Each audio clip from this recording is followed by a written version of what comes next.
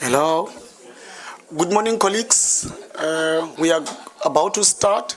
We'll just give a few minutes for some of the delegates who must make their way through to the venue.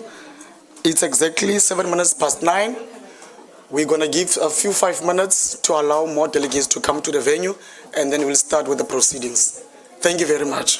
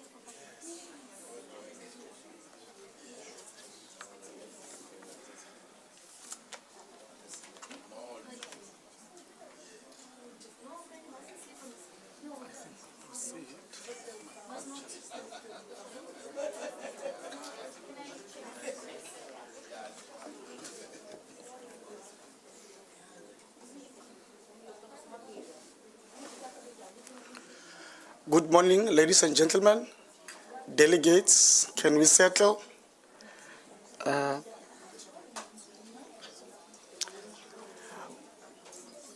My name is Ofent Jeremiah Mukai.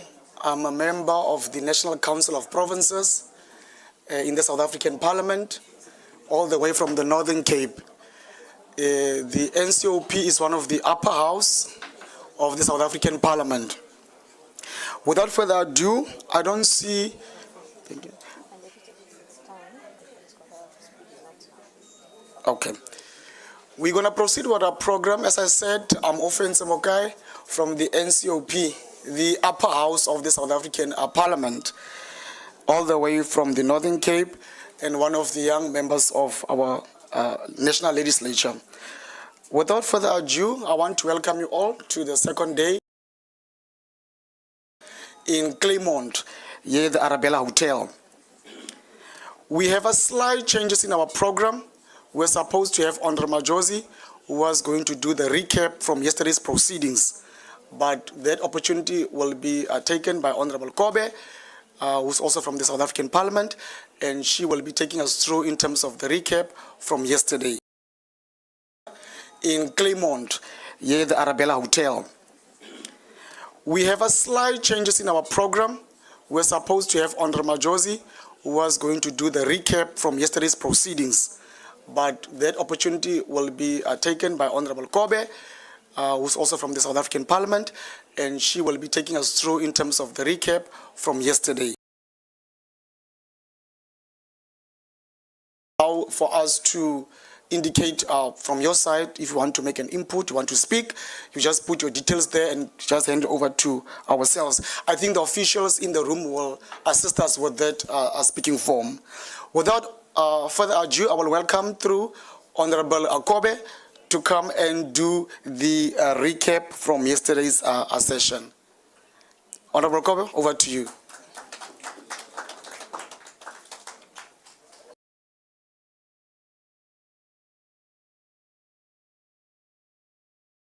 Okay, I'm getting an indication from Honorable Kobe just to allow her to give you a bit of time to prepare and to allow her to give you a bit of time to prepare and to allow her to give you a bit of time to prepare and to.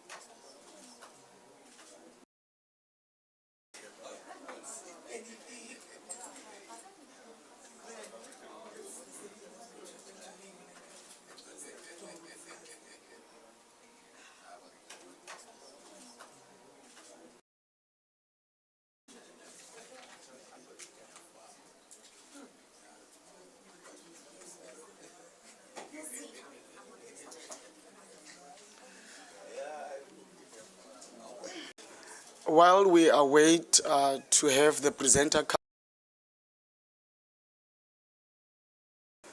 while we await to have the presenter come with me, but just for progress sake, I will give this opportunity to reintroduce ourselves and just have a flow of the room.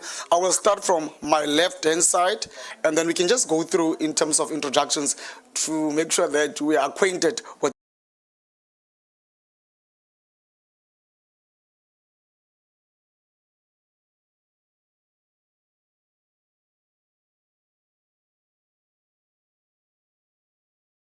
me.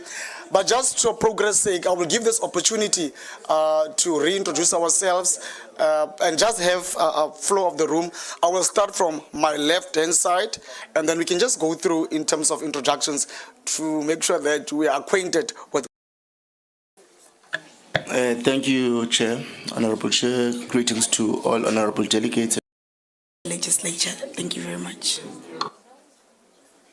Thank you, Chair. My name is Arabella. I'm from the Free State Legislature representing South Africa. Thank you. Thank you, Chair. My name is Khalalelo Makukhoa. I'm from the Northwest Provincial Legislature. Thank you. He knows, he's working with them. Good morning, Chair. From the Northwest Provincial Legislature. Thank you. He knows, he's working with them. Good morning, Chair. Provincial Legislature. So I'm taking it. Good morning, Chair, colleagues. My name is Dalen Mitchell, and I'm from the Western Cape Provincial Parliament. Good. Western Cape Provincial Parliament. Good morning, colleagues. My name is Fasiha Hassan. I'm a member of the National Assembly representing Gauteng from South Africa. Thank you.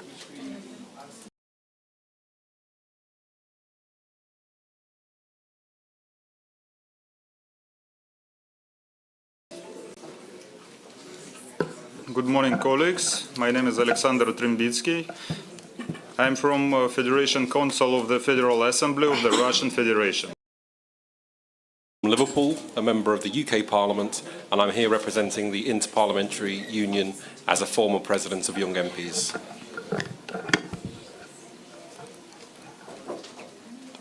Hello, good morning.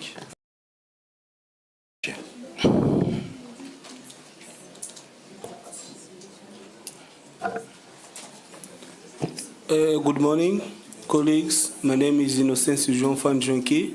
I'm member of Parliament of Mozambique.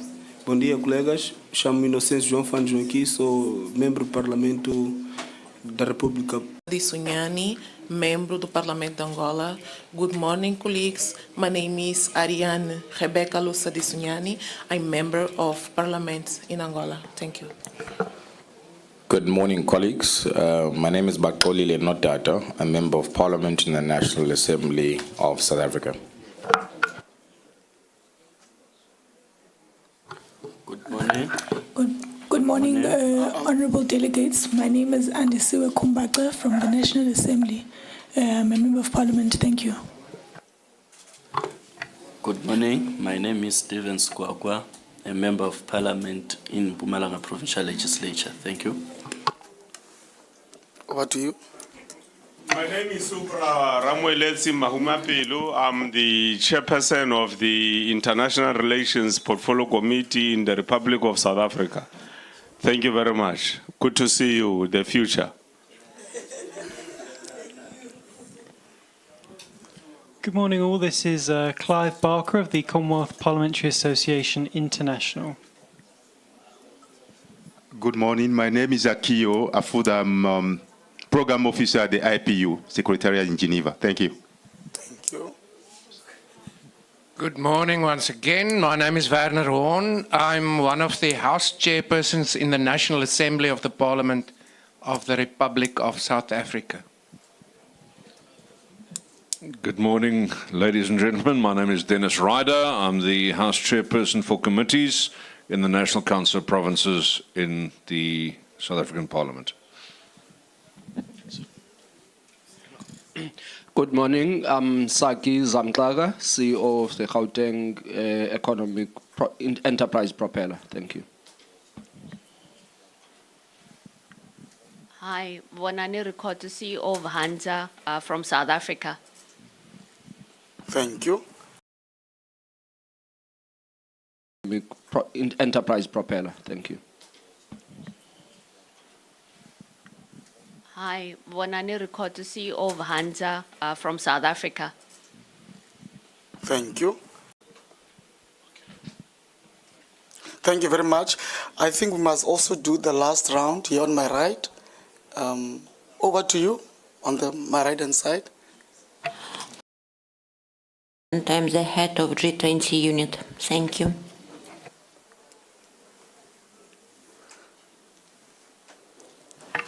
Good morning, dear colleagues. My name is Irina Zoltaryova. I am the Senior Advisor of the Federation Council of the Federal Assembly of the Russian Federation. Good morning, dear colleagues. I'm Ahmet Semipur from Grand National Assembly of Turkey. Thank you. Assembly of the Russian Federation. Good morning, dear colleagues. I'm Ahmet Semipur from Grand National Assembly of Turkey. Thank you.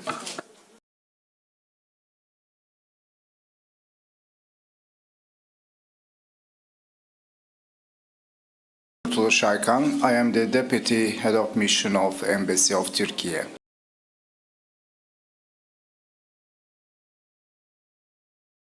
Those introductions once more. It allows us just to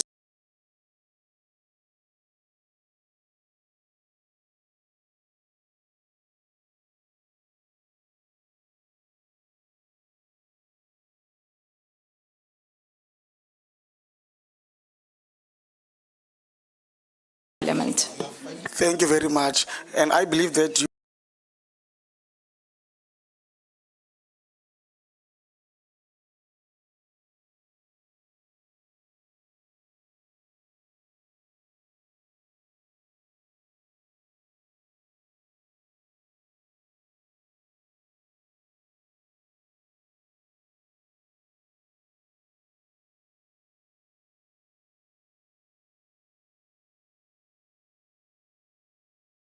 for us just to have a bit of a brief and a recap in terms of yesterday. As we would normally say when we are in these forums, we are not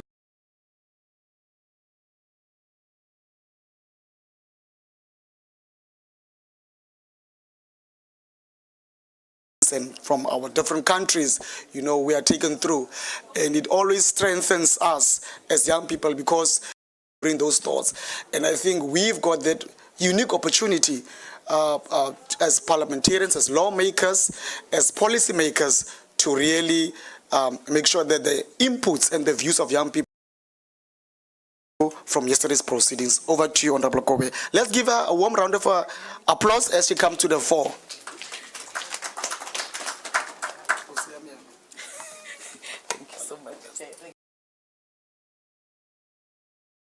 Thank you very much for your indulgence. Honorable Chair, distinguished colleagues, fellow young parliamentarians, esteemed guests, ladies and gentlemen. Good morning and a very warm welcome to you all to the second day of the P20 Young Parliamentarians meeting. Undoubtedly, as the presidency of the P20 in 2025, it is both a privilege and an honor of the South African Parliament to across the continent and the globe. We are all united by a common vision of leveraging and harnessing parliamentary diplomacy to meaningfully contribute to the nurturing of potential and empowerment of the next generation of young people. Youth activism, representation, and their participation in the evolution of political paradigms and socio-economic transformations of societies remains an attested yardstick and barometer that helps us as society to measure to the extent to which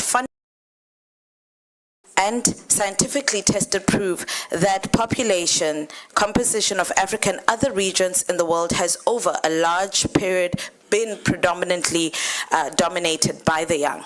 Thus, the process of placing young people at the center of sustainable development becomes dominated by the young. Thus, the process of placing young people at the center of sustainable development becomes that gets to influence and shape multi-level governance are formulating youth policies that respond to the changing global conditions of young people in the 21st century. But having said that, in terms of recapping yesterday's events, esteemed colleagues, we would recall that in terms of our program, our first speaker was the National Speaker of the South African National Assembly, Ms. Thoko Didiza. And we also had Mr. Carden of the IPU Bureau Member of Young Parliamentarians, who gave us remarks and also was followed by the, thank you, should I take it up?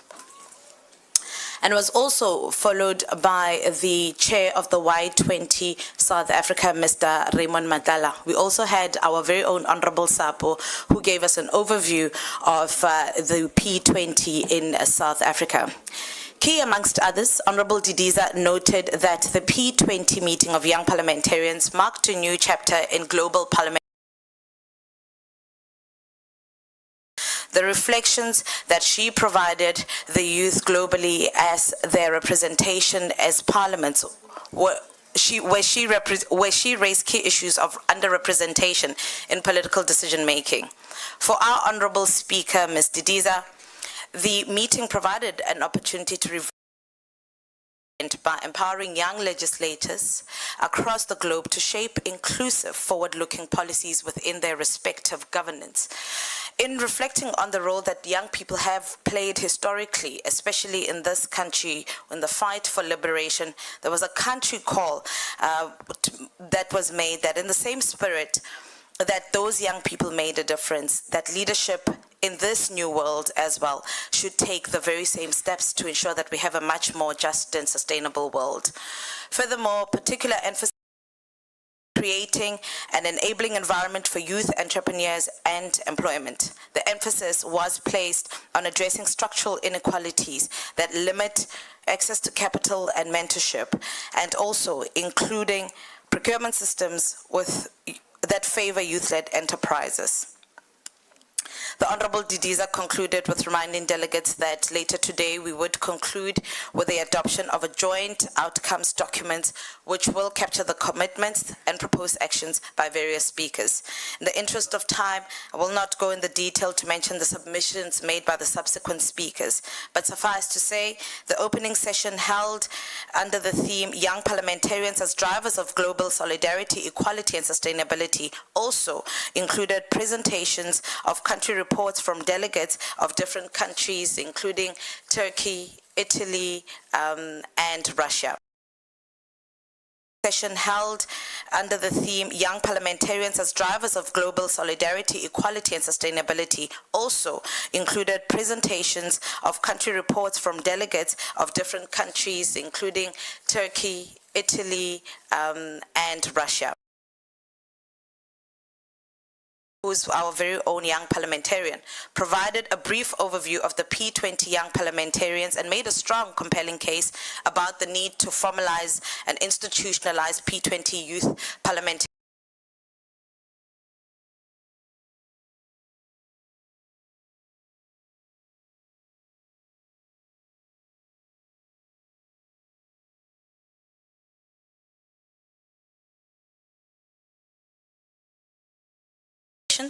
Namely the session on parliamentary action to fight climate change and a session on youth-oriented institutions. Both of them consisted of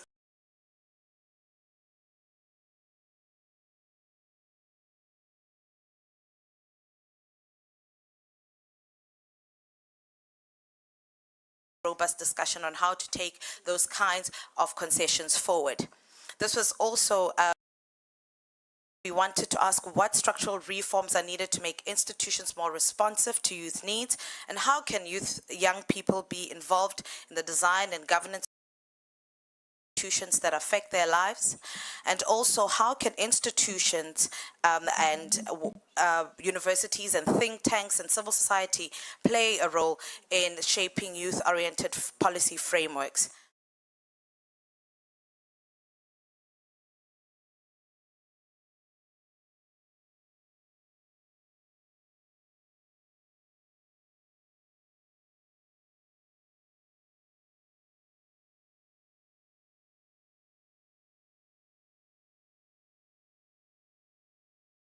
and sustainability that mean the most to us as P20 youth parliamentarians.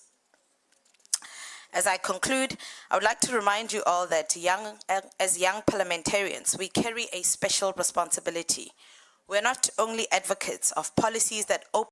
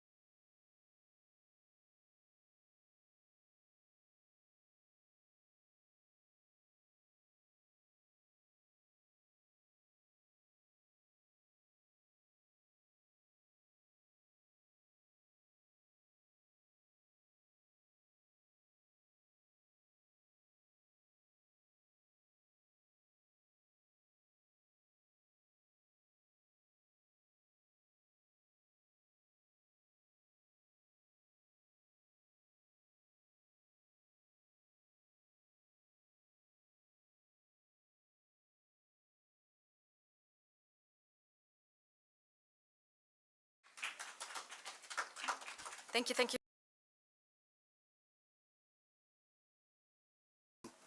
Let's give her a warm welcome. Thank you. Let's give her a warm welcome. Thank you. For starting the session, and thank you for our friend Honorable Kobe for having recapped from the points of yesterday.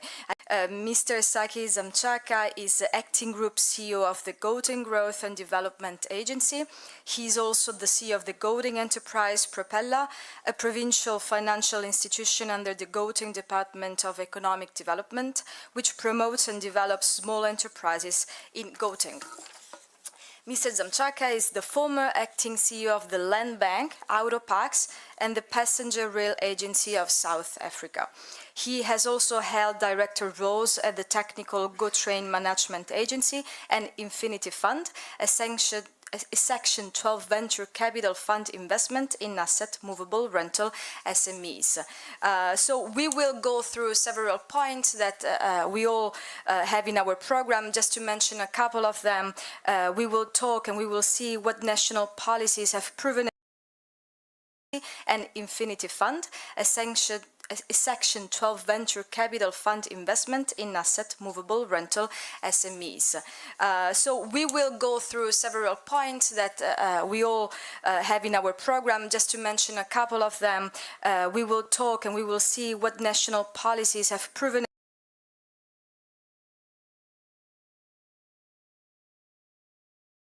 How can Parliament support legislation that reduces barriers to entry for youth-led?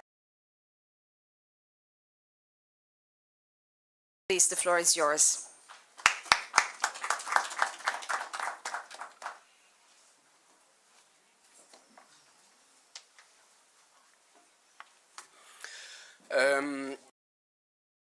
It's really a pleasure for me to have this conversation. I saw in the room a lot of people I know, and welcome to the visitors who are here in the Western Cape. You are in a lot more. I'll start because the first question and will lead into many others, and I want to have this as a conversation because I want to share a lot of experiences and examples of what we've achieved as a country. So South Africa's democracy was in '94, and South Africa's democracy in '94 followed negotiations which were through multi-parties led by the African National Congress at the time and the Nationalist Party, and then there were other smaller parties at the time, Democratic Party, Pan-Africanist Congress, and but all of them came and formed a government which was based on three principles: unity, prosperity, and democracy. And the first government, the constitution, which I'll get into, but it also said certain institutions must a government which was based on three principles: unity, prosperity, and democracy. And the first government, the constitution, which I'll get into, but it also said certain institutions must very specific targets and goals for what must be done for young people. This started with representation,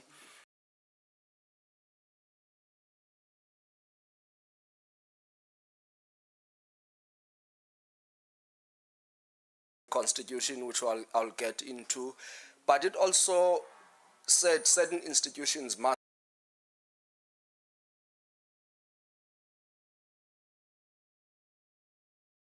Now, for those who were around at the time, President Mandela's cabinet had young people in it. Northern Cape, for example, one of the big provinces in South Africa in terms of land size, was members of parliament post '94. I mean, the DA, for example, had René Tali Fasia has been a member of parliament in Gauteng. Representation, because that representation meant one, young people, women, people with disabilities can see themselves represented in positions of power. The chair here mentioned the Central Bank in South Africa, established in the 20s to focus on agriculture and farming. I was an executive there at 27 and became acting CEO at about 29. It was about R1 billion fund at the time. But those things were possible because we had come from an environment where it was okay to have young people in positions of authority. So the tone set by President Mandela's cabinet, the RDP, Reconstruction and Development Program, was the first for South Africa to set that tone. I mean, President Mandela's spokesperson, Pax Mangahlana, was from the Youth League at the time. Peter Mugabo was president of the Youth League, became a deputy minister. Winnie Mandela was from the Women's League, was part of cabinet. So there was a really inclusive cabinet from a racial point of view, from a gender point of view, and from an age point of view. We then in '96 had a constitution adopted formally by Parliament, and one of the things in the Bill of Rights, which has not been very common in many constitutions around the world, was that it was specific on you can't discriminate people on the basis of race. Of course, we had come from a heavily racialized society, on the basis of gender and on the basis of age. So formally, youth became a thing you couldn't use legally to discriminate anybody.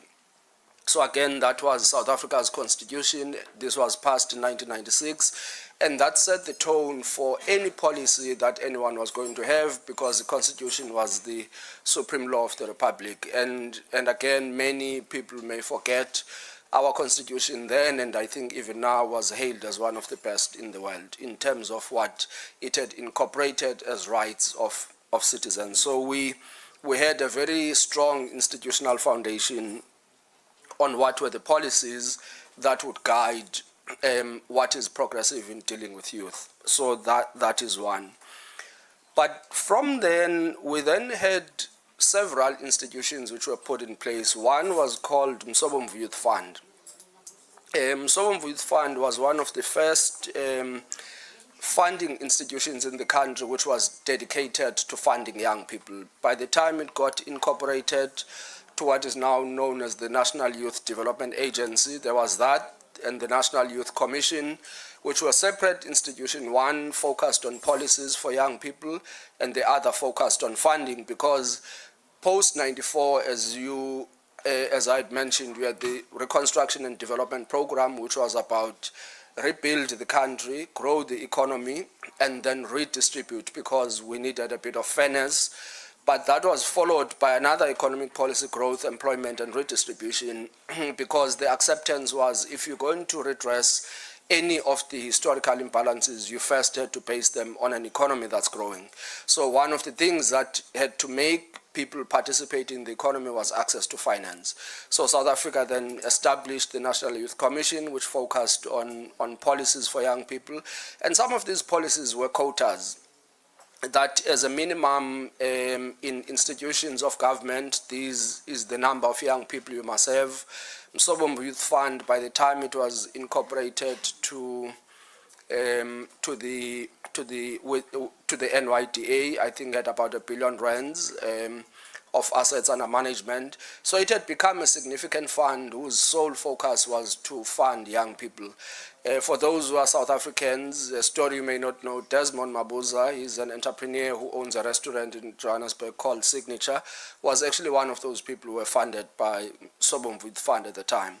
So there's a lot of entrepreneurs who have grown and they run sustainable businesses who were funded by these institutions that existed and whose focus was solely to look at employment. Then fast forward to where we are now, there is a national youth policy which aims to be comprehensive. It looks at policy matters, it looks at training, internships, it is of course the private sector, and I'll come to how the private sector has been brought into South Africa on some of these initiatives.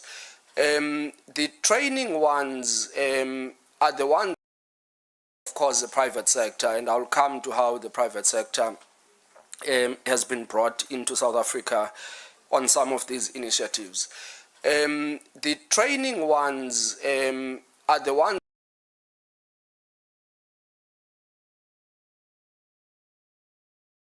called sector employment training authorities, the SETAs, where there's training budgets. Most of those go to young people, but what happens when these young people leave?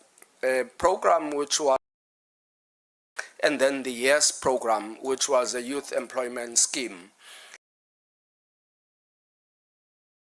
in the country, and gave them an incentive to employ young people. So if you employed a certain number of young people as part of the program, you would then get a subsidy as an employer.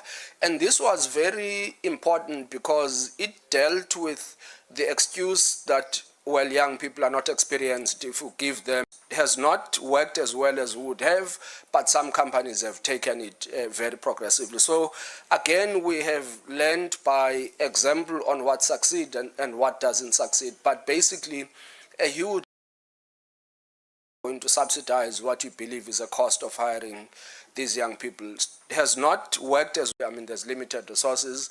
I think that's the only thing that has not made some of them, I mean, there's limited resources.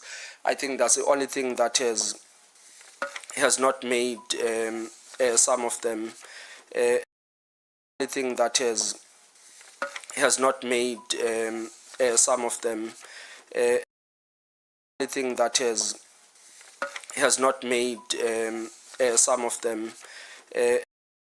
Parliament. And the real role of Parliament, at least in my view, is been put in place. We have a ministry which is responsible for women and youth in South Africa, so that's part of the executive. So there is someone whose direct responsibility is to make sure that these policies are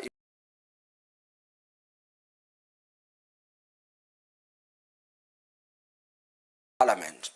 And the real role of Parliament, at least in my view, is responsibility, and the second one is to set the laws. The oversight responsibility is, if, as they say, you know, what is not measured is not going to be delivered. So the only way anyone is going to be held accountable on delivery what are the targets and are those targets being delivered? So all government departments, when they go to Parliament, will then report on their performance on the designated groups, people with disabilities, women and youth.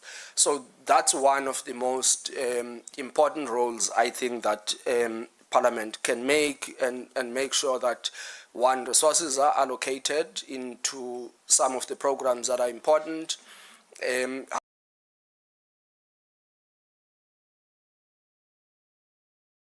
National Financial Aid Scheme, which supports young people to get some of the institutions and programs that will be put in place.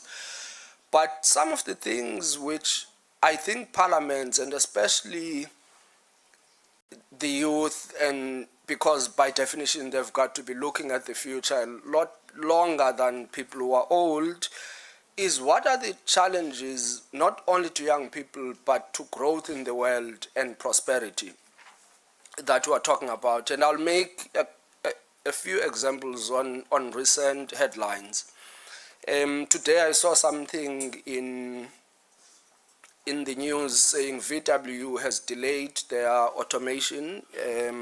Volkswagen, the car manufacturing company from Germany, they are based in the Eastern Cape, in Gqeberha. The story is that they delayed their automation to save 4,000 jobs. Sometime this year, we had Microsoft retrenching 7,000 people because they were replacing them with robotics.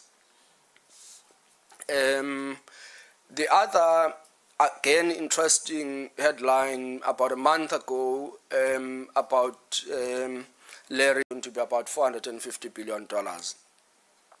Now, South Africa's economy, the biggest economy in the continent, is about $400 billion, Nigeria about the same, and Egypt to be about $450 billion. Now, South Africa's economy, the biggest economy in the continent, is about $400 billion, Nigeria about the same, and Egypt going to be about $450 billion. Now, South Africa's economy, the biggest economy in the continent, is about $400 billion, Nigeria about the same, and Egypt. Those challenges are that, one, they can easily automate and put capital into it, but on the other side, they also are creating concentration, and you're trying to compete on artificial intelligence, you're competing with mega companies. I mean, the top 10 companies by market cap in the world account for almost 23% of global GDP, so that's how big they are.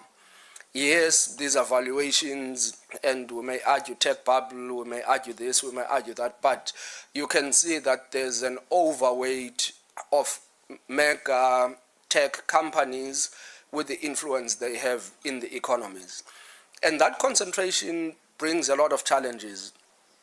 Recently, we had a conversation with a gentleman who is economic advisor to the government of India. And he said something very interesting, that in his view, the first industrial revolution was driven largely by scarcity and by disease. So available pushed the price of labor up. With the cost of labor going up, then businesses were now forced to consider what the other alternatives are, and they started incorporating capitalization, which with abundance of labor would not have been available. So when you have that philosophy, it's what has currently carried, well, the society we live in and the current economies, where efficiency means doing more with less. But the difference is that where we are now, the developing world has the opposite problem, which is excess. We have excess labor. The African continent's population, almost half of it are people under the age of 35. They're looking for employment. So if you have these mega companies with a philosophy of doing more access. We have excess labor. The African continent's population, almost half of it are people under the age of 35. They're looking for employment. So if you have these mega companies with a philosophy of doing more, policymakers have got to look into what are the policies that are going to be job creating. Because if you don't do it, many are going to give them money. But that is not sustainable in the long term. You can't have a world where maybe 10% of the population accounts for 90% of the income. The rest of the people, where they're going to live, where they're going to eat. But even these mega companies, how are they going to earn their own income?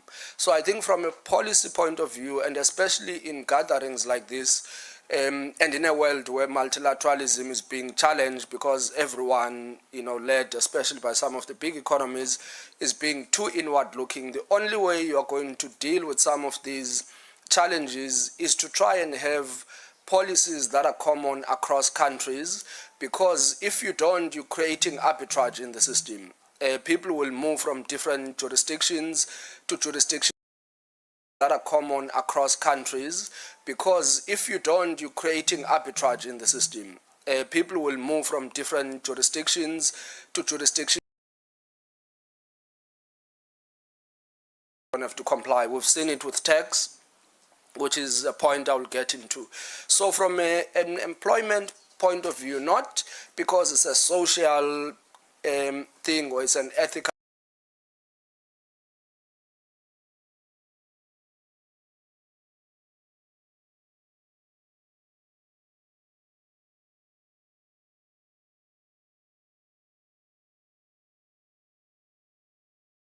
because if you don't have people with incomes, you are not going to be able to drive.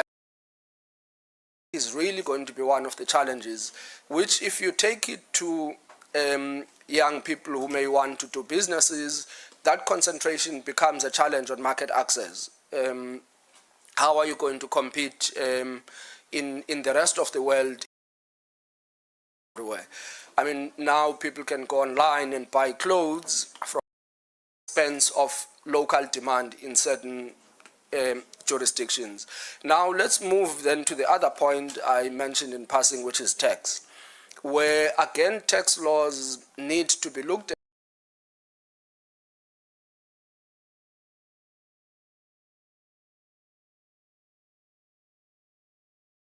Good. South Africa recently was looking at a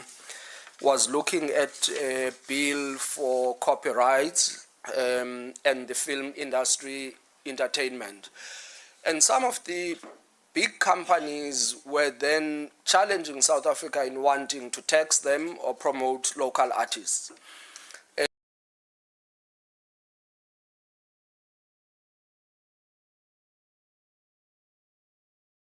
Played anywhere, who is entitled to that tax. These massive companies, as I spoke about, tax threshold, so there isn't a tax that they are paying here, but they are earning income outside to behave in a manner that is responsible. But even outside of that, I mean, we know which is legal that many of the companies structure themselves to pay less tax. I mean, many billionaires, we know which is legal that many of the companies structure themselves to pay less tax. I mean, many billionaires, their tax works out to less than 10%, because most of them, you are a billionaire on paper, but you don't pay capital gains tax because they typically don't sell the shares. They're going to borrow money against the shares. So it is a loan, and but you don't pay capital gains tax because they typically don't sell the shares. They're going to borrow money against the shares. So it is a loan, and you don't. So many of the billionaires actually pay less tax than you as lawmakers around the table because of the way they structure themselves. It's happened over time. I think it's generally been an acceptance that, as I say, people can structure themselves such that they pay less tax. But again, in the world we're in, where you increase not paying taxes, where they generate income, where is the money going to come from that makes sure that these policies are done? So for me, youth, parliament and young people in these positions have got to say, what is it that can be done for the common good? Common is not common to everyone. And I have nothing against any of the people I would mention. It can't be fair that a Tango against any of the people I would mention. It can't be fair that a Tango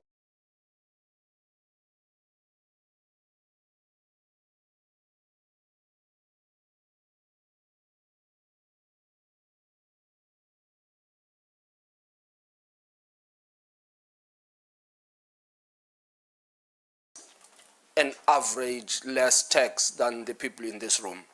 So there are those things that as we get into the policies, we've got associated with it, who then gets to have benefit. Associated with it, who then gets to have benefit.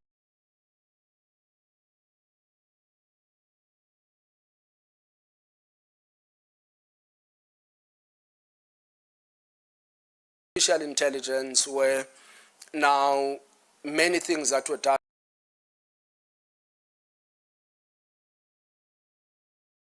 on what the pros and cons are, that maybe the robots must be taxed.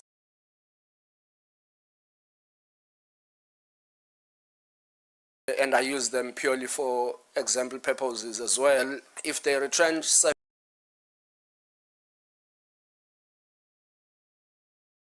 if they replace them with robots, the robots must now pay income tax because they are doing income, they're contributing into taxes.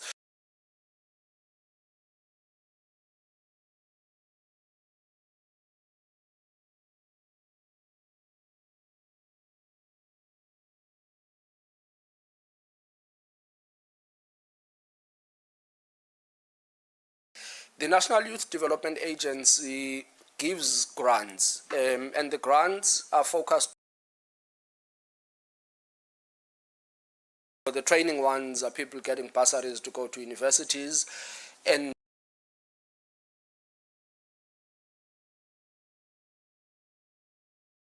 of the skills and the supply is not where it is.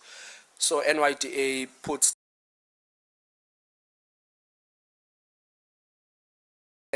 which they give to those who want to be entrepreneurs. Again,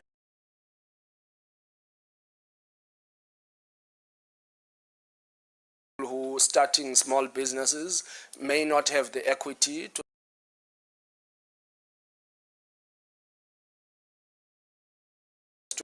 get to commercial viability, either putting up a business plan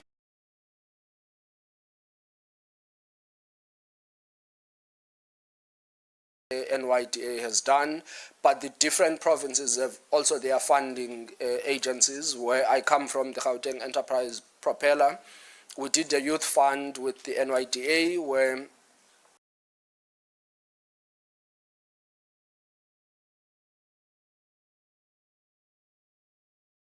was a grant. So you subsidize the element that makes the business to not be overgeared, and then the other ability to repay. So the different provinces have their needs, as I've mentioned, and some of it,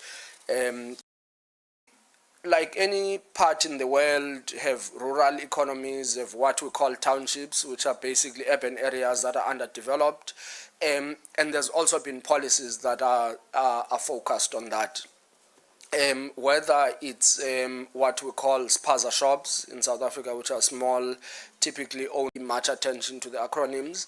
One of the government entities that finances small entities onto that. Sometimes mentoring,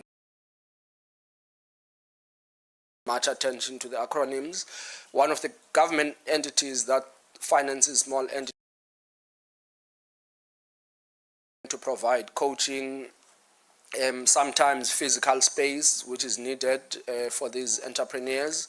We have in Gauteng what we call the Innovation Hub management company. There's one that came out of that, which is in energy.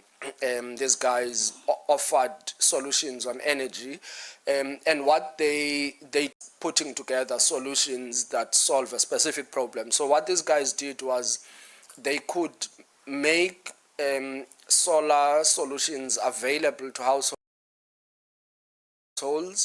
and they finance them, and the households pays a rental amount, basically a month. So that you could pay them for a 3-year. Sometimes when we talk about innovation, it's as if you got to design a robot that goes to the moon and back. But sometimes it's just available to households, and they finance them, and the households pays a rental amount, basically a month.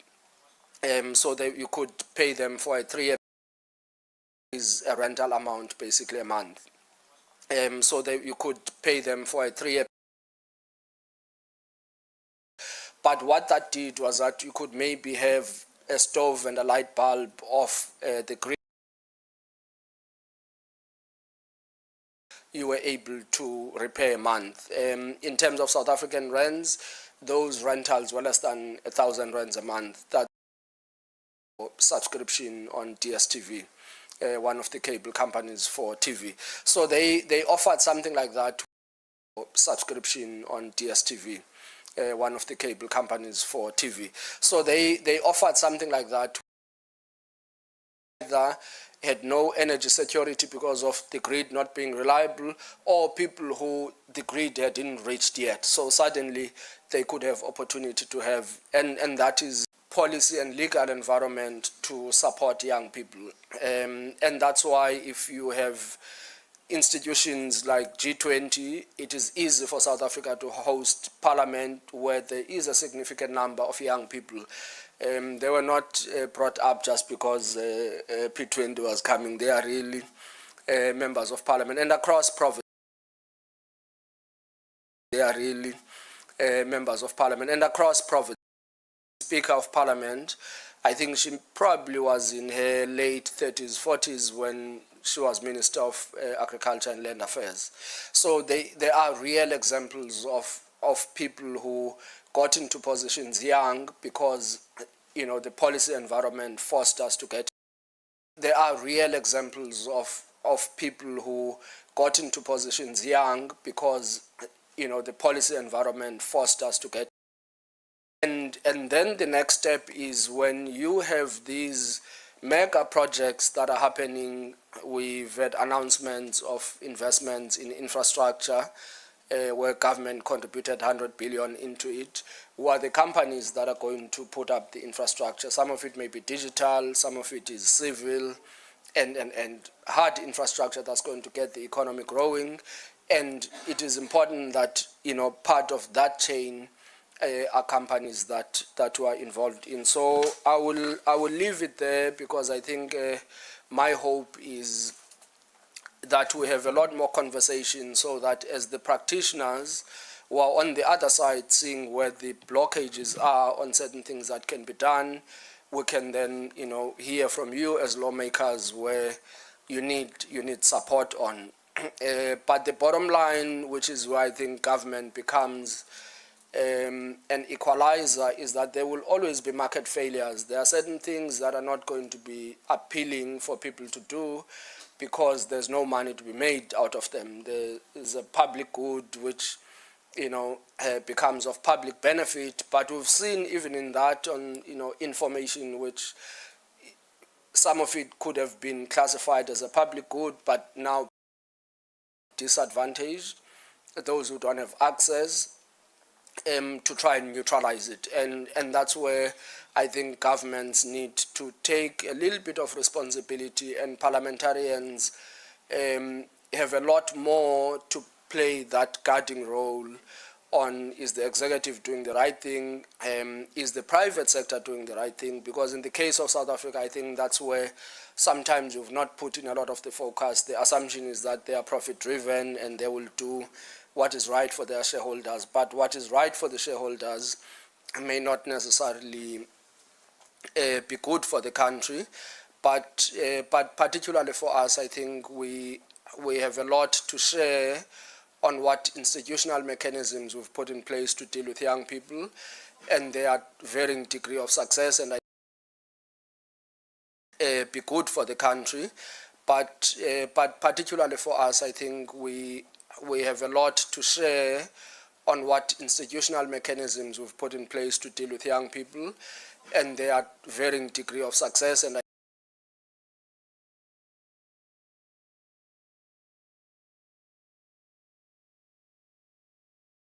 lot of noise, there's commissions going, but I think they distract generally from the good that we have achieved. So we're happy to share those. Thank you very much. You can have a seat here somewhere.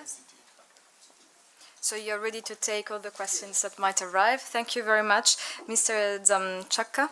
And again, sorry for this pronunciation. I cannot do better than this. Your insights were very Zamchaka. And again, sorry for this pronunciation. I cannot do better than this.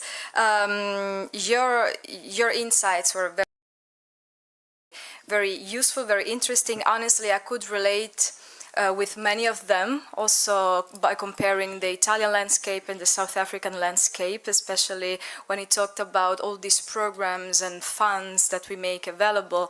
I would like to raise a few points also, just to have a debate around them if possible. For example, as far as Italy is concerned, we have many levels of these funds and programs. We have the ones at national level, and then the one at the regional level, and sometimes even municipalities, they want to do something on this. No? So just sometimes you might think that it's just that everyone wants to say that they are doing something for the young and for the startups and for the young entrepreneurs. So might be the case that sometimes we just fragment the public resources and we are not really using it in the most effective way. This is a question mark, of course, there. And the subsidies as well. Also in Italy, we observe this trend of working on many subsidies for everything, and how a subsidy is built. Usually it has a threshold. Like if you are under 35, then you get this, this and that. You are 36, nothing. You become invisible just after you pass on this threshold. So also there, another point around which we might debate, wouldn't be there possible to have a more progressive attitude towards inclusiveness, towards supporting those that cannot enter a market, that cannot access some conditions that would allow them to fully develop their potential? Because by doing this, we also create, in order to achieve the goal of inclusiveness, we might have some people feeling excluded just because the goal of inclusiveness, we might have some people feeling excluded just because, or because, for example, if you take the economic indicator of that measures the wealth of your family, for example, also there we have very strict and rigid threshold. Is there the proper way to go forward? Maybe we can think of some better solutions and not to be content to what we just discovered and found and used so far, but try to really improve each day. I really love. So yesterday we had a debate on important topics as well, and I also mentioned Italian constitution, for example, of which we are also very proud of. And I think that to go back to some common heritage is really the way forward. So institutions, because institution is the way to make things happening. I really love this sentence of yours. And the constitution. So if we really want to build solutions that can be shared with the population, also across political parties, it's very good, I think, to go back to the origins and see what is that we already have in common. Few other things, and then I will financial system. Maybe we can also talk about this. How can we make, how can young people to fully develop their entrepreneurship talents? Well, by working on infrastructure and tangible one, but also the one that we cannot really touch with our hands, like to have a solid financial system, to have a credible rule of law in our countries. And this is our duty, this is our responsibility. And we cannot blame anybody but ourselves if our young generation do not find these conditions in our country. And if young people from abroad do not come to our countries in order to start their startups and develop their talents again. And I really agree to what you say when you said that to pay where you make profit, definitely. I think we all have the possibility, I mean, if we agree on this, of course, to support Pillar 1 and Pillar 2 of the tax reform that OECD is conducing in order to face the challenges brought up. Of course, to support Pillar 1 and Pillar 2 of the tax reform that OECD is conducing in order to face the challenges brought up, which is, at the end of the day, ultimately a system that people perceived as more fair and towards which they have more trust. So thank you again. Just want something I wanted to share, to speak. Thank you.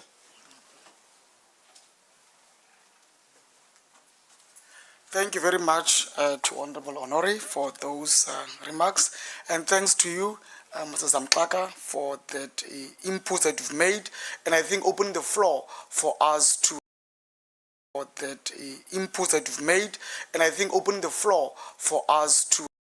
and question and answers. As I indicated earlier on, we had some of the forms floating that will indicate members who want to speak and assist us.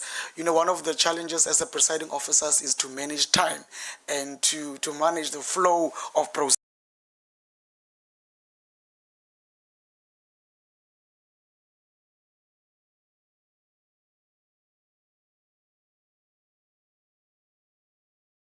Received 4 speakers who would like to make inputs, and I'm also assuming that they will ask questions.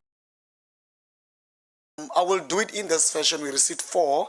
I'm gonna do the first 2, and then we allow Mr. Zamtlaka to go through. Obviously noting that we have to give space for the translation. Selman from Turkey, who will also do the speakers. Turkiya, all right, together. Thank you very much. And then over to you, Mr. A very good morning, dear colleagues. I would like to thank Ms. Honore for her professional moderation of this event. It's very comfortable to work with you. Thank you so much for your leadership. So this is the second day that we are discussing youth affairs at the P20, and yesterday we heard a lot about talking less about our plans and making all kinds of slogans. We need to walk the talk. We need to act here and now. And I would like to share the experience of my country, what is being done to create a favorable, youth-friendly environment to promote youth entrepreneurship and employment. Promoting youth employment and enabling young people to become business leaders, these are major priorities for Russia, and we have been witnessing a lot of development in this regard since the coronavirus pandemic. In fact, young people were the ones who were the most eager social group to start entrepreneurship after the COVID restrictions. So they wanted to develop youth entrepreneurship. They were committed this. So every national project we have in our country includes measures to support young people in all the sectors covered by these national development projects. And this results from the presidential instructions that we got. And we, as parliamentarians, always take this into account. Promoting youth entrepreneurship has strategic importance for the Russian economy. Young people are the ones who create innovation, promote innovation, and harness new technology and unconventional approaches. According to the Ministry of Economic Development, as of early 2025, we see the following statistics. The share of small and medium-sized enterprises ran by people under 25 years old is 6% of the total number of businesses. From a total of about 3 million businesses. So this is the maximum level since 2019. So more young people are willing to become business leaders and to start their businesses. More young people are willing to become business leaders and to start their businesses. Of self-employed individual entrepreneurs, it increased by 230% since 2019 and reached under 18 years old. This results from various support measures. We have a number of questions dealing with various kinds of support for young entrepreneurs, and I would like to highlight grants, what we believe as the most effective tool. We have several ministries and agencies that offer grants to young entrepreneurs. There is also financial and advisory support and all kinds of support that we offer to young people.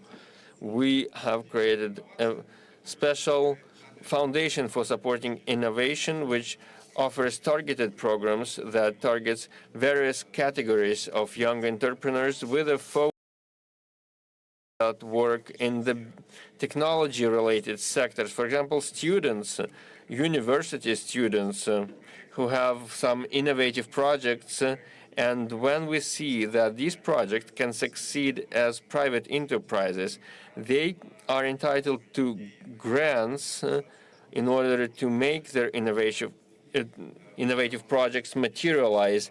This program is called a student startup. We have the START program, another initiative.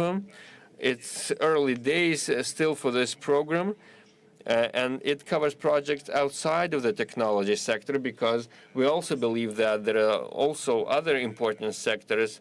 Some people need more support than others, and they are low-income people. They are entitled to grants for opening businesses or developing their businesses if they meet certain criteria and they can confirm that they are low-income households. For example, their income does not exceed the minimum wage for their corresponding region. In agriculture, young people can get grants from the Agriculture Ministry. And you know, today, I do not quote any specific numbers, but if you want specific figures in rubles, because it won't be very informative for you to listen to my ruble figures, but if you want dollar figures, I can share this information with you.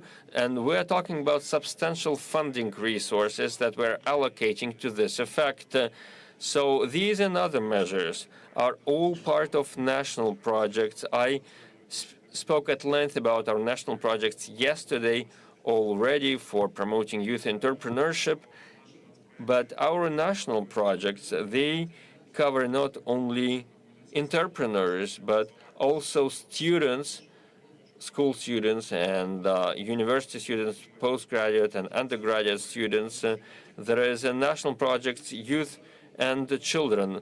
Under this project, by 2030, 75% of all young people in Russia will benefit from career consulting services and mentoring so that they can fulfill their talent. So we will help every young person, every child, to understand what they want to do in life, whether they can do science, sports, or become entrepreneurs. And one of the mechanisms for enabling people to fulfill their potential is the national project called Reserved Talent Pool. There is a major program to promote youth entrepreneurship as well, the national program. This program covers all the regions of our country In 2024, when we launched this national initiative, we drew about 35,000 young people into this program. They were offered an opportunity to work with the government on various projects. So in brief, this program has two tracks. One is to engage young people, and the second track is to train them. When we engage with them, we inform them and raise their awareness about the opportunities they have, including in terms of entrepreneurship. And then they move on to the training phase where they can develop the entrepreneurial skills so we can teach them the skills they need to succeed in the private sector. We also do mentorship for entrepreneurs so an entrepreneur can act as a mentor by working with young people and sharing best practices. I can talk at length about all the projects we offer in Russia, and we have things to be proud of so that we can support young people in terms of career counseling. There's a case in an international championship that we hold that targets. Russia holds youth industrial forums. We have youth days with career days as well. So there are all these efforts, and I can share with you the figures if you want to learn about them on the sidelines of this event. So we see more and more young entrepreneurs who are joining the labor force, and these figures speak for themselves. So colleagues, I invite all of you to share your best practices and maybe to learn from the best practices that you have. I'm eager to learning from you what you have been doing to support youth entrepreneurship. Thank you so much for your attention. Thank you very much from the delegate from the Russia Federation, my honorable colleague from the Free State. I hope I'm going to say this correctly, Turkey. And then I'm going to again over to the delegate from Turkey. Mr. Zamklaka, I hope that you are noting and you're taking those inputs. We've also received an additional request for speaking time. Colleagues, we are managing time fairly well, but the rules is that we allow for about 5 to about 7 minutes for every speaker to make their input. Over to you, my delegate. Thank you very much.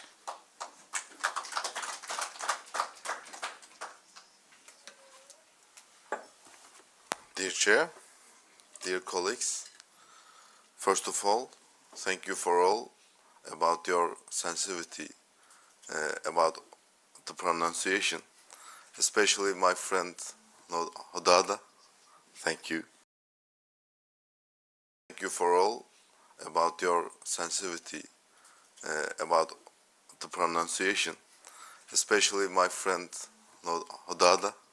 Thank you.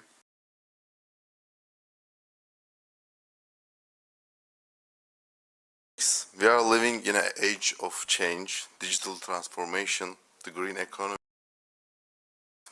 In this era of change and transformation, providing real opportunities for youth holds great importance. In this context, the commitment to reduce the NEET rate by 15% by 2020. The commitment to reduce the NEET rate by 15% by 2020. G20 Leaders Summit held in Antalya during Turkey's G20 presidency in 2015. G20 Leaders Summit held in Antalya during Turkey's G20 presidency in 2015. One of the most significant collective targets ever endorsed at the G20 level. Allow me also to briefly share some concrete progress we had made in Turkey towards the objectives of inclusive growth, job creation, and youth empowerment. Under the leadership of the fair society, by balancing economic growth with sustainable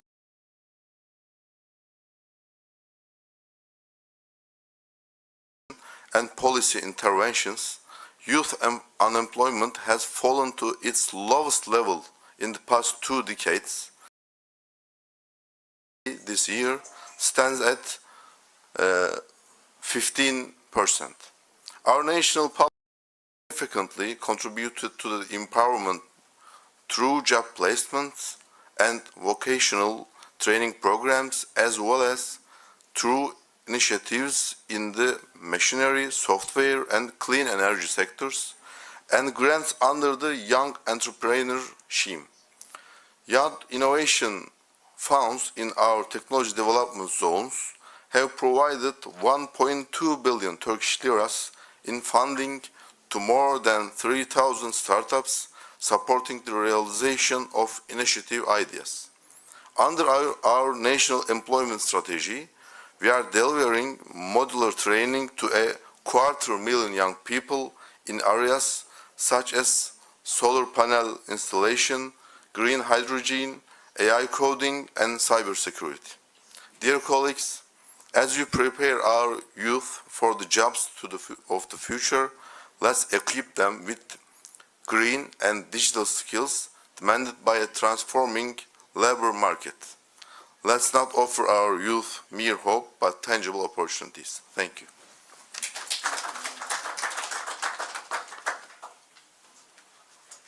Thank you very much, my colleague and delegate, for those inputs.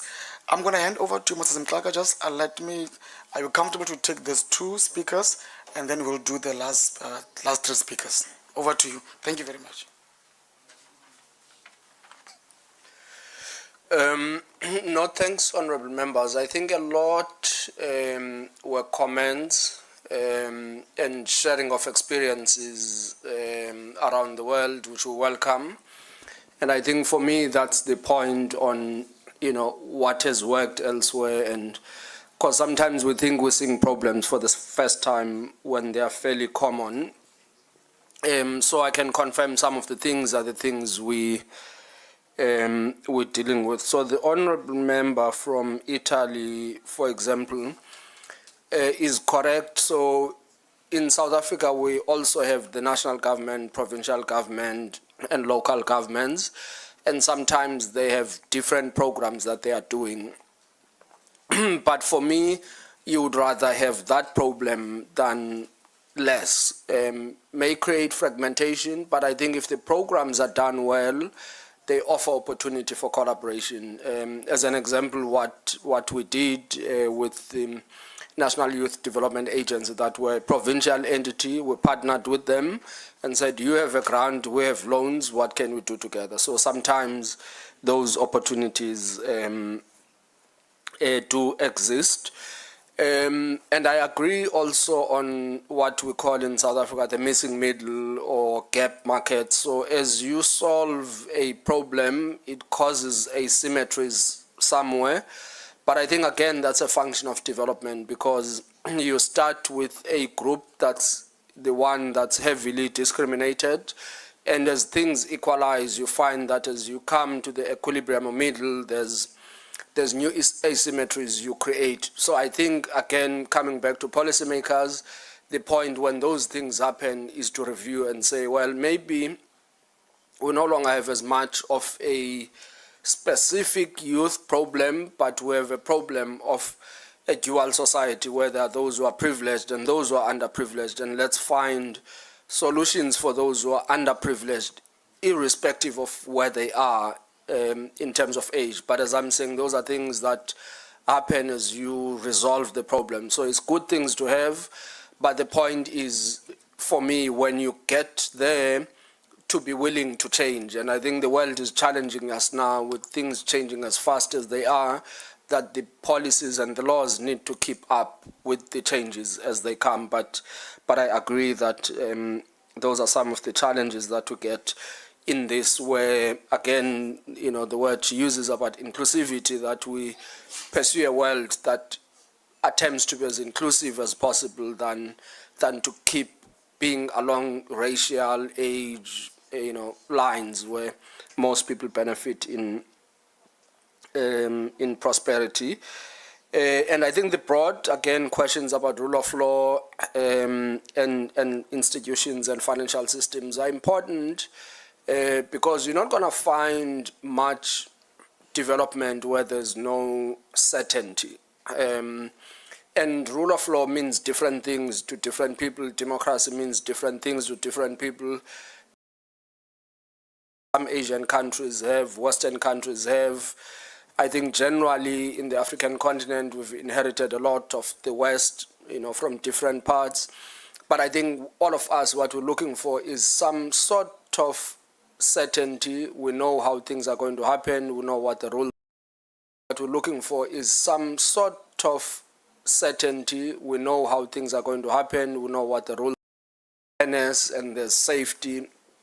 And so I think those things are always going to be important in getting into any world that is going to be fair.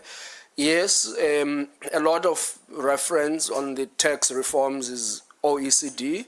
But again, multilateral systems tend to take long into getting to finality because many countries, we can start having these conversations as the different nations to start making these changes, and then we'll get to OECD, UN, and many other of the multilateral forums to get into it. But I think OECD, particularly on the tax ones, is probably one of the institutions that has gone a bit far.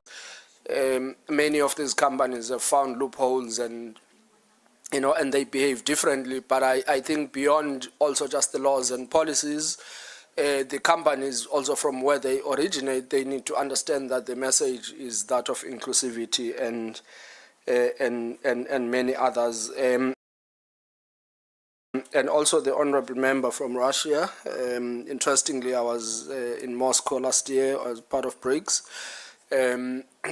Interesting to see the development and what's happening there, and I think Russia has done fairly well in the tech and financial services environment and some of the advanced manufacturing, and maybe there's development and what's happening there, and I think Russia has done fairly well in the tech and financial services environment and some of the advanced manufacturing, and maybe there's you can prepare entrepreneurs, but a lot of success in running your businesses, it's in the experience. You can't teach someone experience. They've got to get into it. Only when you're in it, which you can prepare entrepreneurs, but a lot of success in running your businesses, it's in the experience. You can't teach someone experience. They've got to get into it. Only when you're in it, and the grit needed to succeed, because you're going to get rejection. There will be times where you have no cash flows, and I think a lot of that, it's in the experience. So all that can be done is to give the environment and the support to get you to a point, but beyond that, the entrepreneur is going to be on their own. But as I said, we're now in a world where there are these mega companies that we're all competing with around the world. And the gentleman from Turkey, you're correct. I think the changes in the world on the shift in global politics offers certain possibilities for change. But I think what's important is that shifts the balance of powers, but still is exclusionary, that those who are at the top and are big and have big economies are able to be fair amongst each other, but are still behaving in a manner that's not fair to the developing world. So I think developing rules on how a new multilateral world that doesn't have dominance of few players, what does that mean, and how do you resolve disputes, and how do you ensure inclusivity and fairness across? But I think we live in a very different world where there's a lot of opportunities for change. So I really appreciate that. And then the last point about skills of the future is also a big one. Yesterday I was at the University of Johannesburg, they had an entrepreneurship week and were talking about this, because for me, as we talk about skills of the future, yes, there is the engineering, there is the tech, and there's the AI, which drives the world, and we need engineers, technicians, and everybody else. But we also need philosophers that are going to answer the question we were having about what does it mean in this world to have development that's inclusive. Lawyers who are going to help resolve the tax jurisdictional challenges, IP challenges, and. So there's a lot more in this new world that we're going in, that if you only play on the catch-up role, I mean, India and China individually produce about 1.5 million engineering qualifications per annum. So for many small economies to be able to compete with that scale of engineering capability is going to be different. So part of resolving that problem can only be compete with them fairly. It's got to be how do we protect smaller economies from not being drowned out, or that you have dumping that happens in their economies that completely kills infant industries where they are.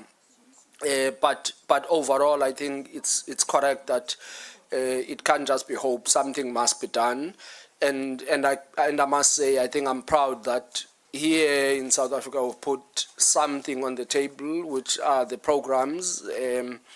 I think a lot that can be done is how do we make them a lot more effective. If we training people and the individuals getting financial aid for bursaries, is it the right skills that they're getting? They're getting education. If they get out and they can't be employed, why are they not being employed, and how do we fill that gap? Are they relevant?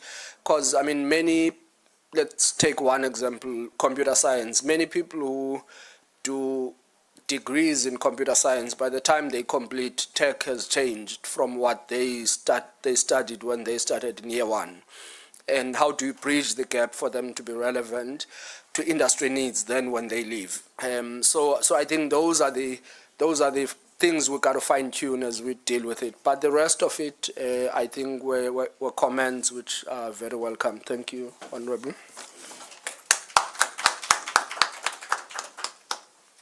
Thank you very much. And now, before passing to the next speaker, who is Honorable Inocencio from Mozambique, I also need to make an announcement about a blue iPad that was lost in the last few minutes. In case, okay, so we found the owner already. We were very efficient in this. So, Honorable Inocencio, please, the floor is yours.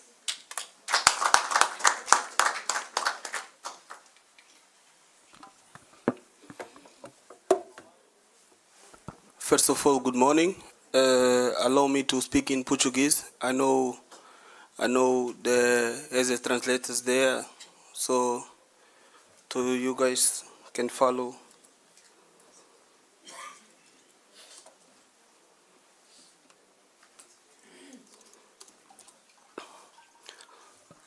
Bom dia a todos. Excelências, caros colegas. Good morning, everyone. Parliamentarian, youth, as well as everyone at large. The youth has built a lot more, including in Mozambique. This reality brings along with it a lot of opportunities, historic opportunities for the action or effective action, which leads us to construction of our own countries as youth. We have to create a better environment for youth, not only the social politics, but this is a strategic condition for stability, innovation, and growth, or inclusive growth. In the same context, the Mozambican government has fixed its target till 2029 to increase employment, as well as reaching the target of 71.4% and reduce the youth unemployment to at least 22.1%. For this matter, a lot of initiatives and programs have been implemented For example, the fund for development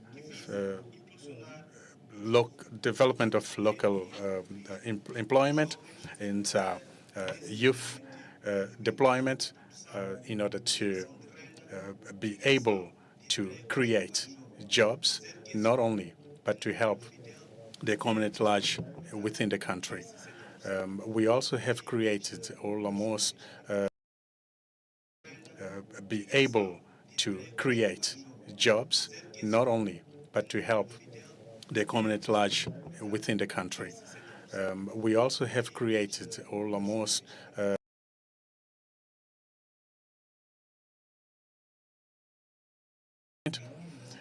we also have to facilitate and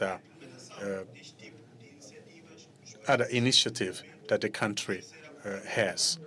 All these initiatives and its development have to be supervised accordingly in order to develop youth accordingly.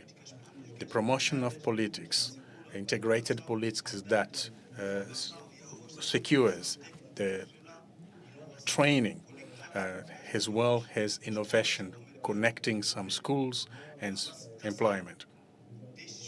To facilitate this matter, the fund is actually it's a guaranteed fund that it has been allocated to some other business, and this has to be allowed as well as to follow the initiative that these youth will have to in digital level, as well as the evaluation of green economic.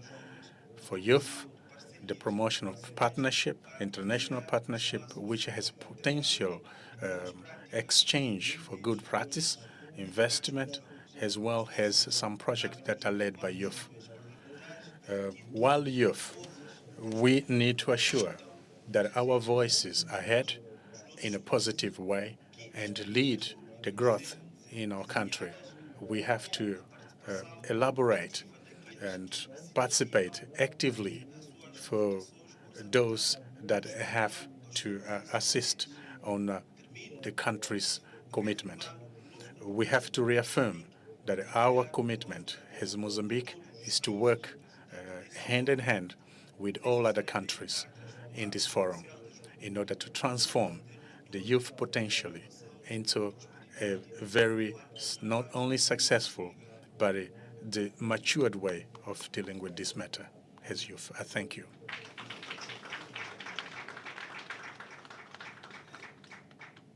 Portuguese is very difficult to you guys to understand, huh? I would like to invite all of you to of dealing with this matter as youth. I thank you.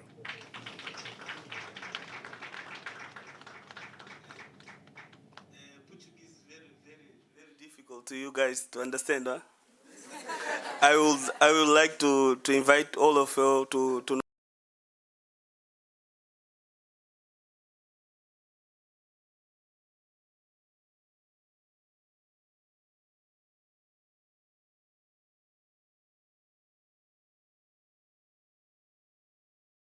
Here is Honorable Adrian Nani from Angola. Please, the floor is yours.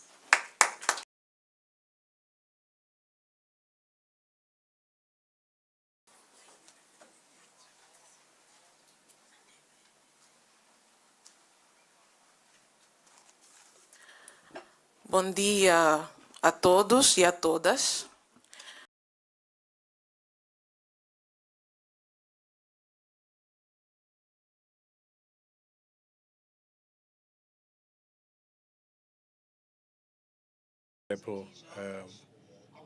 Parliamentarians and my colleague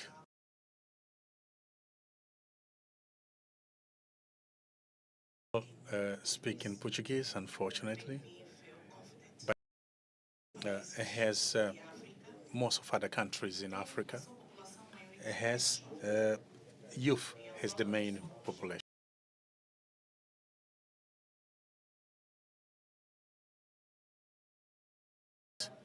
70% of youth in the country. And this, countries like mine force the government to create initiatives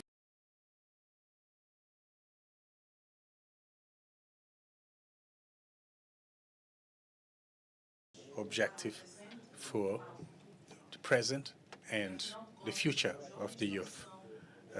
The youth are not learnership, scholarship, have a lot of challenges. And I believe Angolan challenge has a lot of challenges. And I believe Angolan challenge has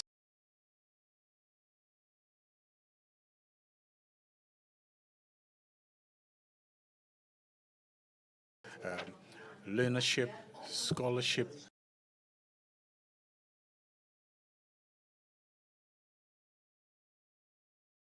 ministry, the youth sport ministry. They created IAJ, which is Angolan Youth Institute. This institution was created in order to help the ministry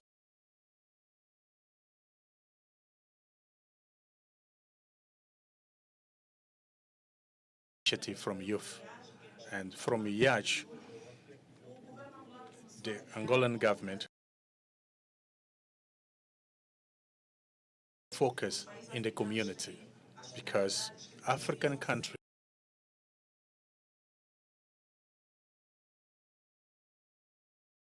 and we start building projects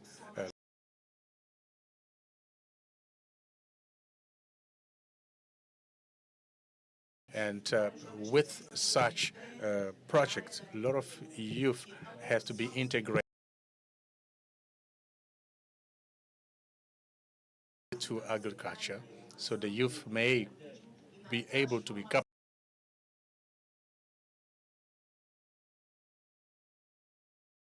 to the cities. Feitos a partir de Angola. Eu gostaria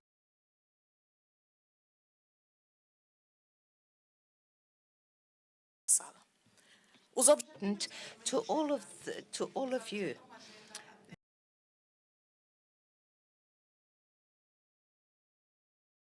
Objective number 1, which is eradication of poverty. What I have lately seen, all the Sustainable Development Goals are going to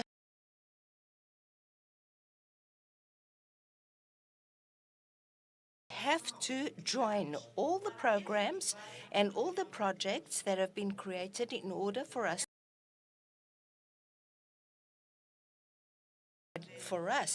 to reach our strategic objectives with our youth. Legislation that protects the youth, 2, financial support, and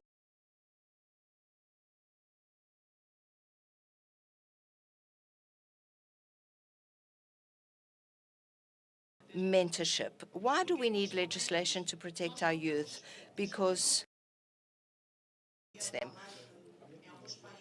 I believe that in some African countries there's already a youth law.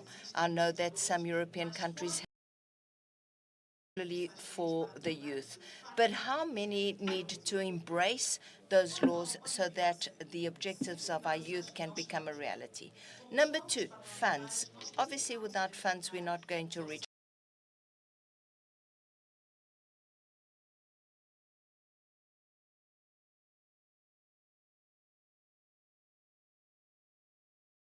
of our country has been allocated to our youth, and is it sufficient? It's not enough for us to say that there's X amount available. The amount has to be sufficient to deal with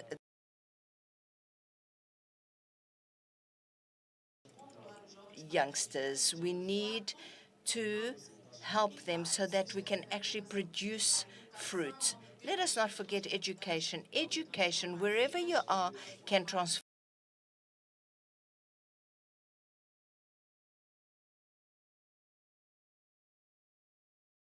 Empowered, a whole nation is empowered. I would also like to do the following. With the rest of the parliaments here, mechanisms have been used to empower the youth. I would like to take those mechanisms, those systems, with me to my country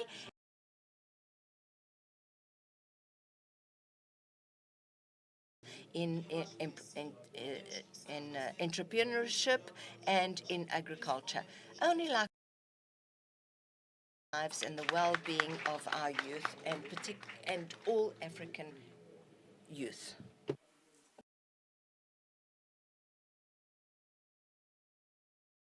Much, Honorable Nani, and now Honorable Sapo from South Africa, please.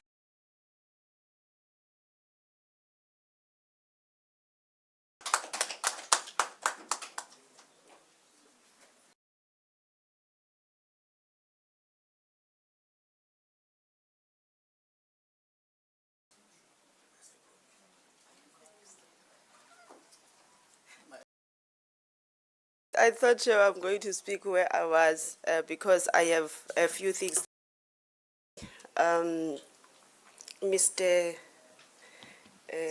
Samkak, when we ought to arrive into everybody's business, and that being everybody's business, it then lacks a coordination because everyone does his or her own part, no one that is taking responsibility on how slow the youth development is.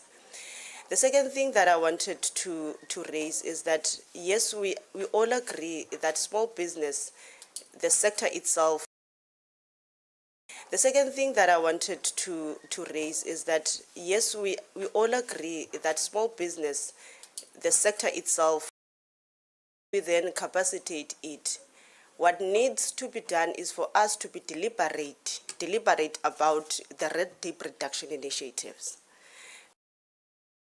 Because that is what is the problem currently, especially young people are struggling to finance and access to market simply because we have a lot of red tape and we are struggling to address that. As soon we become deliberate about the red tape reduction and forces departments that are responsible to implement them as quick as they can, we will be able then to crack what seemed to be a barrier for young people to go to market and access finances. Yes, we will of course at some point. The budget that goes there is too little to address that, but at the same time, the entity of the Department of Small Businesses, which is your SETFA, seem to have a lot of requirements for a young person to access fundings. But now, if we then lack legislation to address all these things, we will then struggle to give young people to go to the market. We must agree, and this is what legislation to address all these things. We will then struggle to give young people to go to the market. We must agree, and this is what, and use them as a hub for skills development, because we will not have all young people being employed. How do we then capacitate them and skill them? Because I don't want to, right now, I don't know how I feel about it, but how do we then capacitate our TVET colleges to become a hub for skills development so that we don't rely on the fact that young people have to go outside and be employed, but them using the skills that they have, which they will be capacitated through our government departments, so that we can be able to respond to the job market and what is really needed right now. Those are the things that I wanted to raise. Thank you very much, Chair.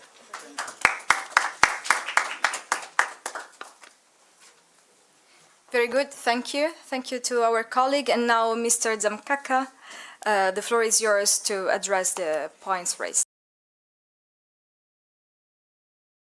Thank you, Honorable Chair again, and the honorable members for the comments. So again, a lot of them are comments, and I'll start with the two from Mozambique and Angola. I think all of us have initiatives in dealing with the fund gap, dealing with poverty, but the question is, are they effective? And if they are not effective, why? Where I come back to what can parliaments do, and maybe those of us who are in the branches of the executive, where I come back to what can parliaments do, and maybe those of us who are in the branches of the executive,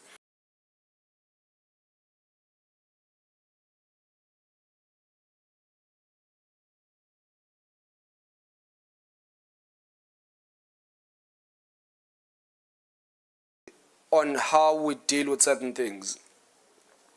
In the world,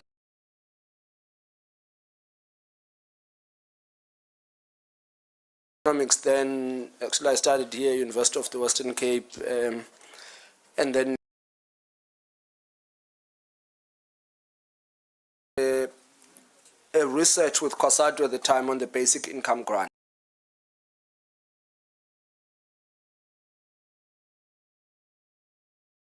Also toyed with the idea.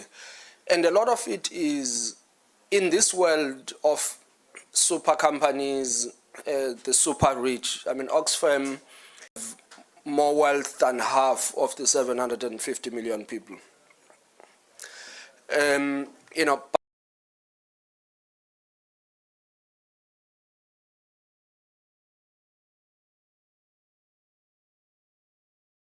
evaluations but with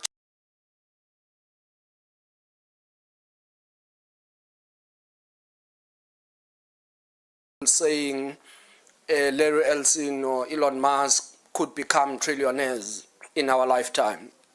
So that's the level of concentration.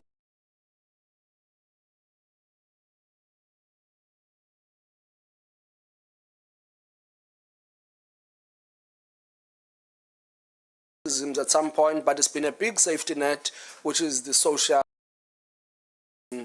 on the social grants. But others have had questions: should they be free, or there must be some service a person contributes in return, so that you don't have people who just get money and they want more and more, but they're not, you know, contributing anything productive into the economy. So I think there are specific questions we've got to answer, but even them will do more with less because they are trying to be profitable. So I think there are structural things, you know, from either a legal point of view that have got to be done. So it's either you task the executives in your various countries to do research into what are the more a legal point of view that have got to be done. So it's either you task the executives in your various countries to do research into what are the more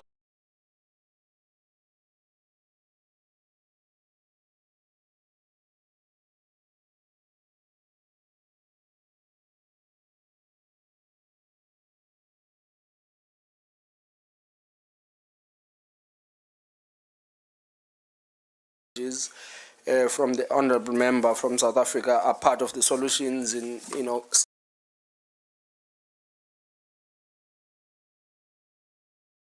So I think there, because ultimately whatever we say is success, we got to measure. If the economies are growing, are we having more and more people out of poverty?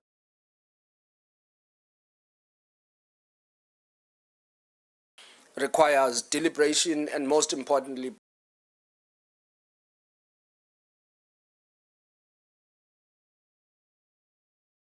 voices are very influential because they are, it's easy.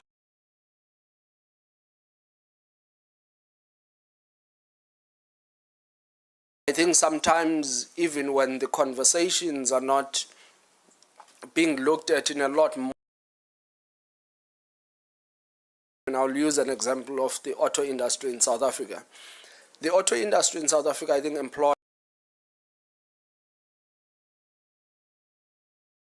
potentially 20, 30,000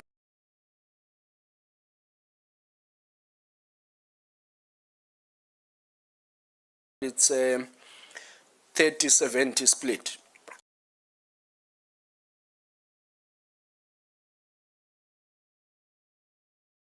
Manufacturers are receiving about 10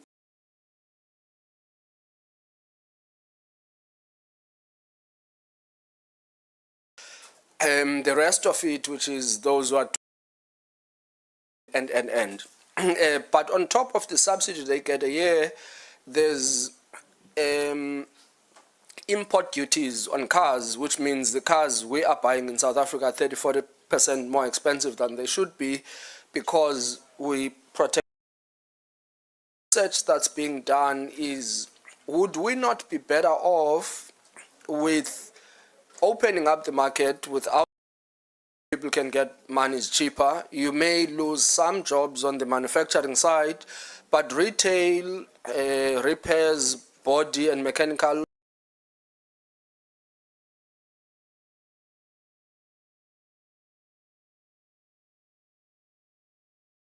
increase. So if you look at the total employment in that sector may actually increase when you take out some of these efficiencies. I mean, Australia has done this, where they lifted some of these and said would rather put the money on edutourism, which has spearhead the ones with the bigger voices. Let's say in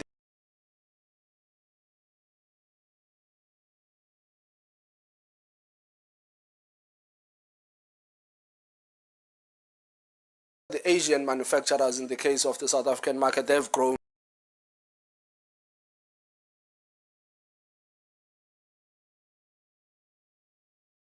The reorganization of the market, but even some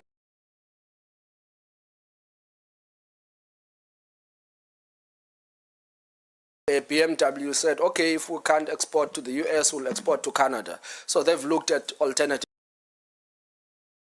The discussions that they don't always end up just looking at the establishment. On the red tape, so it doesn't matter what age the entrepreneur is, all of them are complaining about compliance and what they have to submit and of assessing risk and managing risk. So that's granted. And we've seen certain sectors where this has been effective, like purchase order finance. Many entrepreneurs or small businesses who get funding for purchase order finance 10, 15 years ago would not be funded by what are historical cash flows. So it was always backward looking because that's how the risk was assessed. But now a lot of the change in that market has been, let's secure the cash flows. For as long as the cash flows are secured and we know the person can deliver, we have managed what are historical cash flows. So it was always backward looking because that's how the risk was assessed. But now a lot of the change in that market has been, let's secure the cash flows. For as long as the cash flows are secured and we know the person can deliver, we have managed. So a lot of people are now getting money because these institutions will say, let's have a joint account, you can't access the money, and we all get paid when you get paid. So that's been an innovation. They're going to succeed because they already have a contract. And if you can just, and some of these are very simple, it's apply and deliver. So for as long as the person has the money, they deliver and you have access to the cash. So there's a lot of alternative credit scoring models that are being developed, and that reduces the reams and reams of paper that people have to go to. Banks are regulated internationally, there's Basel requirements, so they either have to allocate capital or price for the risk, but in very simple English, it just makes it expensive for them to take certain risks because they are regulated. And then on the side of the businesses and the owners of the businesses themselves, the one unfortunate thing is that when you want somebody else's money, you got to sing to their define the rules through which you're going to get the money. Now, with public entities, because it's taxpayers' money, we are accountable, for example, to Parliament. So SEDFA, if they borrow money out and 90% of their book has to be written off and they go and submit annual report to Parliament, Parliament is going to say, but you guys, your book has to be written off, and they go and submit annual report to Parliament. Parliament is going to say, but you guys, you are reckless with the money, want to see these deals that you gave the money to, you know, what did they meet the requirements, and. So by design, what that does, it makes people want to overcomplicate the process, because what if something goes wrong?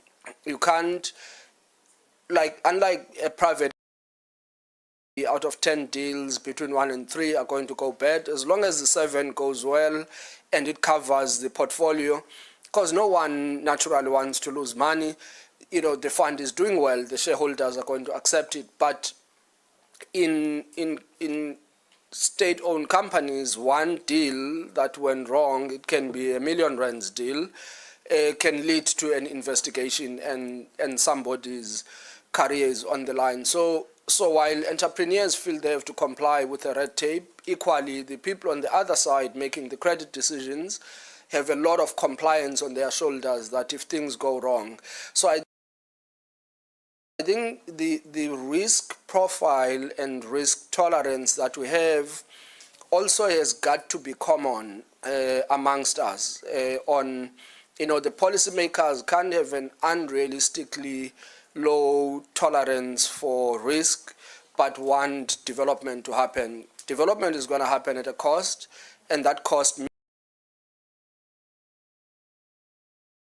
may or may not have been wrongdoing. But if you look at what became an investigation of their deal, had performed by any measure compared to their peers in the market. So there is that hazard from the people who are making the decisions, that if the policymakers have a very low risk profile in how much they are willing to see as losses without being reckless, is going to impact on how it's being done.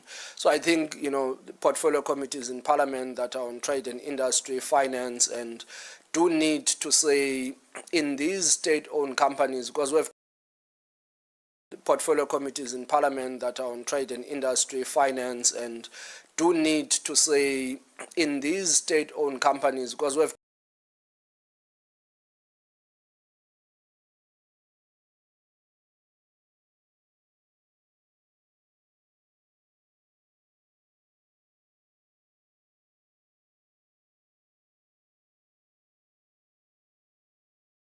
by government, so they still borrow money in the market. So for as long as they have somebody else's money, that person also determines what risk appetite they have. They will tell you air systems a lot more tougher. But so as I'm saying, room in changing the credit scoring model.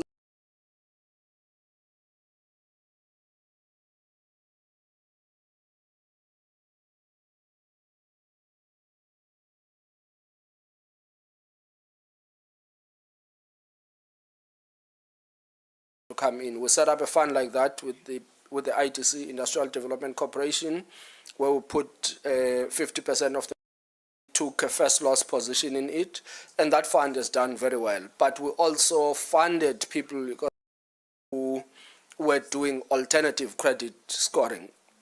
So those are the things I think we can do. But I don't want the policymakers on this one to get away scot-free. I think there's a lot of responsibility. Two other points that could be perhaps looked at in a critical way. So let's see where is that we could do better. For example, we talked a lot about grants, but if we they'd rather go for pilot programs. So they would like their ideas to be tested in the market, so that in the next step, venture capitals and those who can put money on these ideas can really have an idea or a feeling, a sense of whether this idea can work in the current market. So I think it would be very important also to listen more carefully to what young entrepreneurs want and especially to what they need, actually. And also the role of the state, the role of the market. Maybe it's also very useful to have clear in mind that they can do different things, actually. And also the role of the state, the role of the market. Maybe it's also very useful to have clear in mind that they can do different things. They are good at doing different things. Market is good at doing, at spotting the good idea, the idea that can work, and state has maybe the money, the resources to put to be put where people, vulnerable groups, could not access it. So, for example, to have the market choose the best ideas and the state to help with some funds can also be a solution or a way forward. And so these were just the last few things on the topic of today. The best ideas and the state to help with some funds can also be a solution or a way forward. And so these were just the last few things on the topic of today, this open discussion that we just had. I'm happy that colleagues felt comfortable, and this was the idea that everybody could come here and openly discuss on very important topics. I also want to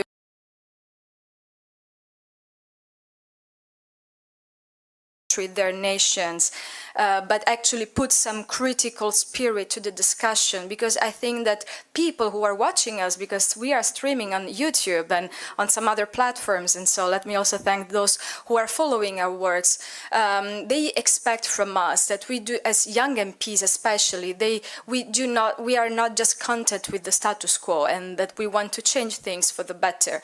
And it's true sometimes according to which one is less worse, but maybe our job is to do nothing less than the best we can deliver. And I think that people expect this from us politicians in general. According to which one is less worse, but maybe our job is to do nothing less than the best we can deliver. And I think that people expect this from us politicians in general. In this session that I think we are all following what is happening in the world. So the announcement from yesterday from President Trump and Prime Minister Netanyahu on this plan, much concern, with much participation. We all hope that people in Gaza could finally find peace and a way to live safely together with their neighbors, Israel state, finally with the two-state solution implemented. I feel like giving this message because we talked about important topics today, but important stuff is also happening just outside this room, and it's important to mention them. And since double standards could not be allowed, they're definitely not acceptable. Bombing ever recorded since February 2022. That means since the large-scale military aggression from the Russian Federation to Ukraine. And hospitals are hit and children are dead. And I think we all respect the no double standard principle, and it's good to remember also this. Slava Ukraini.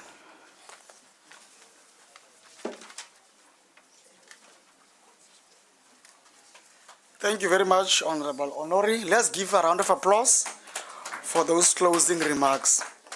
Colleagues, there's a bit of a tweak in our program, but before I go to the announcements, I think it's important just to once again also echo the sentiments from my co-chair from Italy to thank everybody who participated in this meaningful remarks. Colleagues, there's a bit of a tweak in our program, but before I go to the announcements, I think it's important just to once again also echo the sentiments from my co-chair from Italy to thank everybody who participated in this meaningful We really want to appreciate you for your participation. I also want just to thank Mr.